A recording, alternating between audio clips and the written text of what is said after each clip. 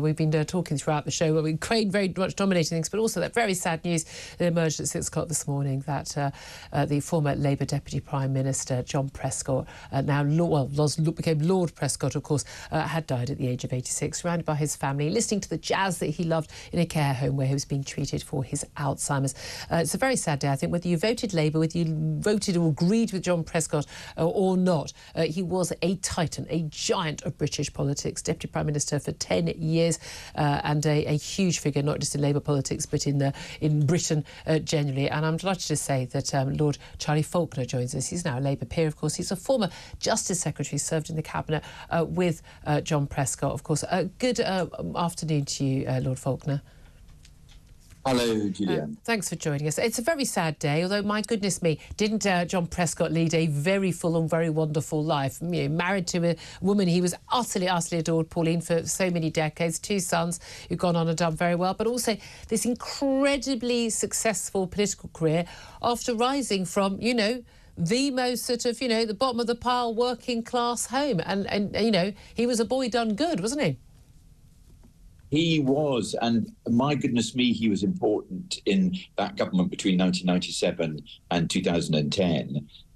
He was both incredibly self-confident in the sense that if he didn't think that he was being involved in what the government would do, he'd just barge into the room and make sure that his voice was heard. He was part of a mix that was, if you treat it as a 3-legged stool, it was Blair and Brown, who had many, many similarities, and John, who had many, many differences. Yeah. And it's that mix that really gave the Blair-Brown government its character. And he was very happy to cooperate with Tony and Gordon, but he had his own agenda, which he pursued with a huge degree of authenticity. Yeah, and he was incredibly powerful. People underestimate. You know, he had a massive big department himself. One that's now been split into 3 in terms of the issues that he dealt with, but you know, transport and housing and environment and all of that. But also the role he played. I remember I was a political editor at the time in dealing with the, as it was known at the time, the TBGBs, when Tony Blair and Gordon Brown were at each other's throats, barely on speaking terms sometimes, and they had 2 sort of different camps in number 10, number 11, barely speaking to each other. It was John Prescott who played the peacemaker, bringing these 2 camps together as well.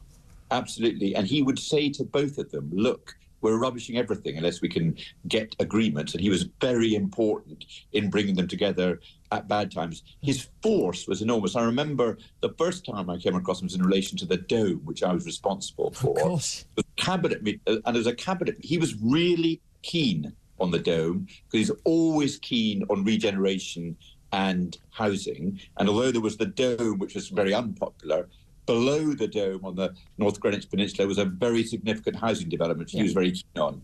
In the middle of the cabinet meeting that was to decide whether or not we go ahead with the Dome, Tony Blair left, leaving John in charge because he was the Deputy Prime Minister. It was absolutely clear that there was a huge majority in the cabinet against going ahead with the Dome. He, after the discussion was over, banged the table and said, right, we're agreed, we're going ahead with the Dome. Nobody. It's all his fault. It's all his. It's a nice venue now, but it was an absolute disaster at the time. We then went ahead with the Dome, and it was, you know, it was terrible. We got lots of unpleasantness about it. John could not have been more loyal, more kind to everybody involved in it, and took enormous trouble over years in relation to it. He was a man with quite a loud bark, but he was incredibly kind. Well, this is it. We've had a message from someone who's actually one of his neighbours saying, you know, they disagree with him politically, but he was a really nice guy. Look, we know there was, you know, he was known as 2 Jag. There were some other nicknames after various different tabloid front pages, which we, you know, won't dwell on right now.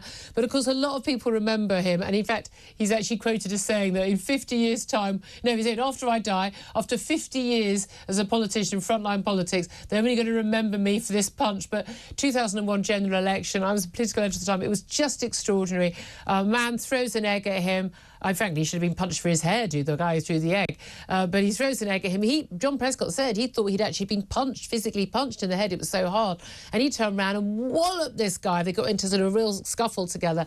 And I remember being at that press conference that morning, the daily press conferences when politicians used to do that and answer questions from the media. And And you could see that, the metropolitan elite, politicians and the media absolutely horrified by this. And I'm thinking at the time, I love John Prescott for this. People were saying that he had to resign, goodness knows what. And then Tony Blair said the brilliant line, John is John. And the British public agreed, didn't they? I mean, I think he became more popular then. He was. I remember going to see him on the morning. He threw the punch in North Wales. He then went to the northeast of England as part of an election tour, and I went to see him because we were good friends. I really proud to regard myself as a friend of John. We had a conversation about the punch. He was not remotely interested in the detail of the punch. He was absolutely clear it was a spontaneous response to somebody who'd attacked him. The thing he was most proud of that morning was the front page of The Sun, which had an incredibly impressive photograph of John as a young merchant seaman in a boxing match. And he looked absolutely fabulous. And John got enormous pleasure from the fact that the whole of the country had seen John as a young boxer, Sorry, it's a funny thing, because he was rather dashing in his younger days. My goodness me, in this photograph, Julia, he looked absolutely brilliant. He was proud that the whole country saw it. And he was broadly indifferent to the furore about the fact that he punched the guy in the head for throwing an egg at him, because it was absolutely obvious to him, as it was obvious to everybody else, that the guy deserved it. Yeah, absolutely. I think we should be more of that. And again, if you want to go around, violently attacking politicians, that's what you should expect to have. I mean, he's stayed involved in politics for many years. We had tribute today paid by John Kerry about this sort of envoy on climate. He was part of the whole Paris Agreement. Like, I disagree with him deeply and fundamentally about all of that. But the main thing that he was in politics for, wasn't it, was basically looking after people from his own background, working class people. He was a miner's grandson. He'd worked as a trainee chef, had been a steward on the Cunard line, and then he went into trade unionism. He cared passionately about people from his background and about them getting on. And so he wasn't about. A lot of what Labour is now seems to be about sort of people, there's the middle classes and there's people on benefits.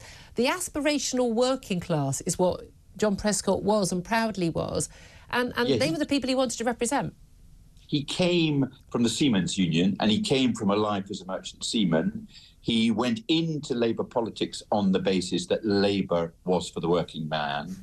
The issues that he really focused on as a politician were things like housing and regeneration. He was incredibly interested in the coalfield communities that had been ravaged by changes in mining. He remained, exactly as you say, Julia, absolutely committed to where both he came from and where the Labour Party came from. He was more than happy, in a sense, to do political deals with Gordon and Tony, but on the basis he wanted to pursue those causes which he had grown up with all along. And it was also the union movement he was incredibly supportive of. But you also draw attention to the fact that he understood the climate emergency and adopted that. Not a climate emergency, for goodness sake. But the key, he allowed himself, maybe deliberately, to be presented as somebody who wasn't insightful and clever. He was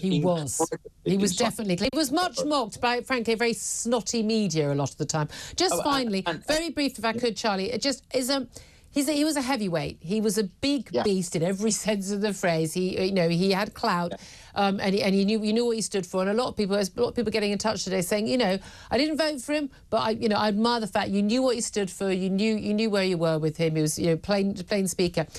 They don't make him like that anymore. Has the Labour Party lost its way? No, I don't think it has. But I think the power of authenticity above everything else is what makes people powerful politicians. And John was utterly incapable of any deception. And that was the problem from the point of view of his political career. But a good thing to add at the end there. Lord Falconer, I really appreciate that. It was a lovely tribute, former colleague and friend of the late, great John Prescott.